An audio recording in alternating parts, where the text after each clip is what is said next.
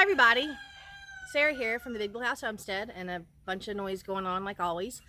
Today's going to be a fun day. My dad's in town and we are going to go down and work in the garden. He came in the other night, that's why I haven't been so focused on YouTube. We've just been visiting, and that's what you do with family. But he also brought me a ton of tomato plants. Lots of tomato plants, and there's another box. He lives in Indiana, so his gardening season's just a little bit, behind on mine. And what he wanted to do is send me a second round of tomatoes so I didn't have to replant. And that way, as mine start to go, downhill, I can then have fresh tomatoes again. And I think that's wonderful.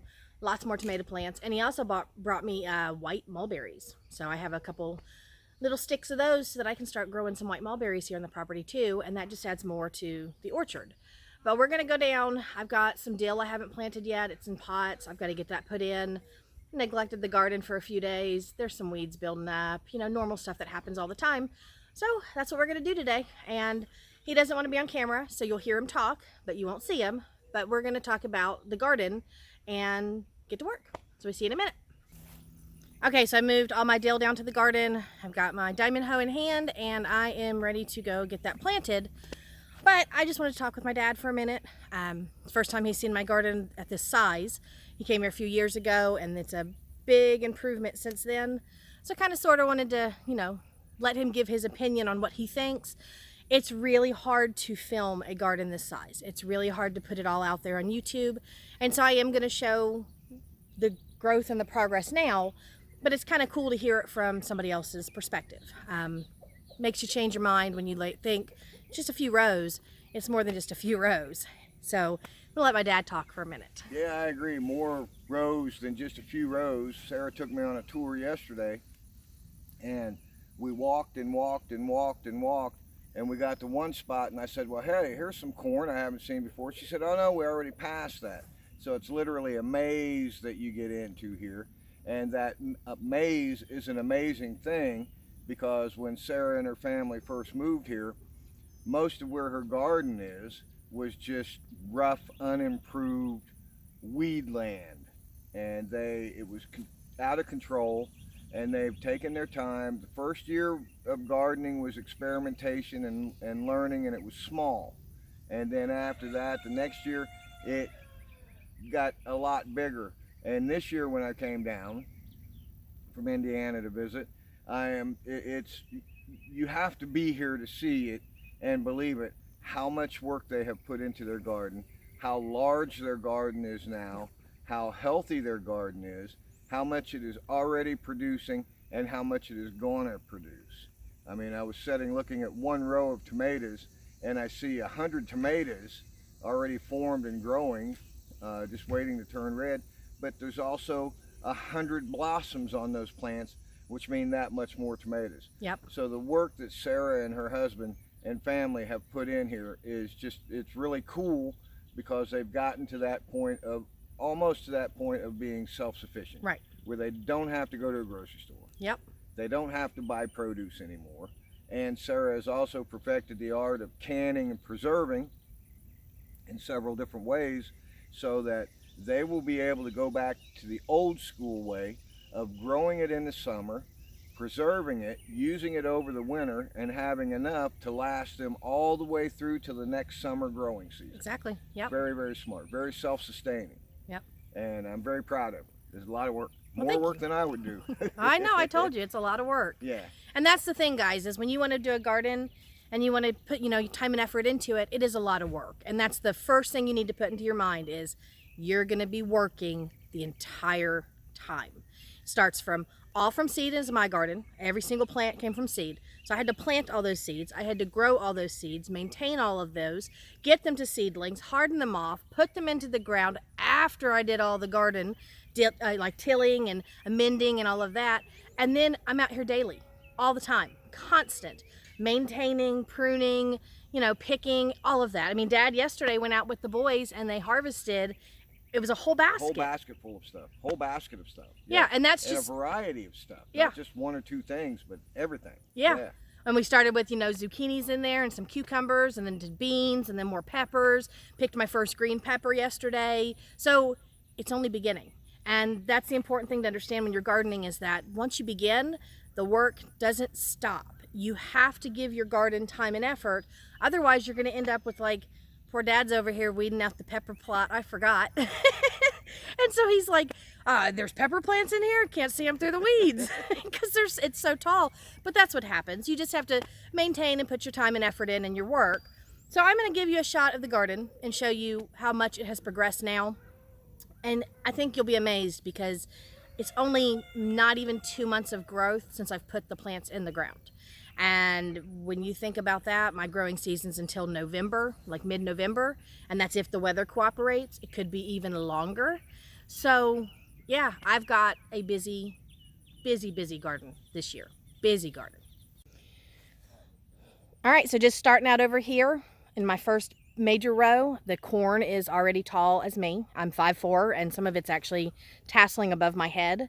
Beans are growing up the posts and all the trellising, just full of growth. My sunflowers are almost to my chin. I actually didn't check them today. We'll do that. But you can even see over here, all of my gourds are sprawling across. Do need to weed out the artichokes today, but yeah, they're there. Flowers, all of these spaghetti squash, pumpkin, it's all just getting really big. And it's always one of my favorite views when you're walking through a bean trellis. I mean, just completely loaded with plants. And then you see everything behind it. And you can see from here all of the growth that I've got going on. Tabasco peppers and more tomato plants. And then you get down to some melons, all that okra back there doing all of its stuff, more beans on trellising. I do have empty containers, you know, got to clean up sometimes. But I'll get to that eventually. But yeah, tons and tons and tons of growth. Jalapenos, I probably need to come out and start picking soon. They're getting pretty big. But you can see just from here how many tomatoes I'm getting on these plants already. And these are my Romas. And so when he's talking about hundreds of tomatoes, you can see all those tomatoes coming through. All right, and then you're looking at over in this section with all the delicata bush squash. I've already got Asian long beans setting, and I'm starting more seed to fill in some of these spaces. Bug trap's working excellent. Watermelons on the ground, more tomatoes. And it just spans all the way around. And that's just this side of my garden. Looking at all of this, that cherry tomato plant is huge. I've got probably, just from glancing in the past 2 days, I probably have 50 small Tigger melons starting on this already. More Tigger melons over here trying to climb up. Lots of seed saving. And check out those Kentucky Wonder pole beans. This thing is beautiful. Completely covered. Look at that. All the way to the top. And then check this out. I already came in and picked. Not a lot, but my beans are starting. And this is what happens when you get a large garden. There are just beans everywhere in here. I mean, everywhere. And so I give it about 2-3 more days tops, and I am going to be in here all the time picking beans. And that's just the one side. So if we pan around, you can see how much it's grown over the top now. And all of these beans. All right, in this section, you can see all my basil's doing really well. I never separated it. But I'm not going to worry. It's not doing any kind of struggles. Needs to be weeded, but that's about it. This space is all kind of empty because it's not very good for me to grow here. Every time I've tried, no matter what, just that's one of my least successful spots in my garden is there. And we're changing that all up in the spring.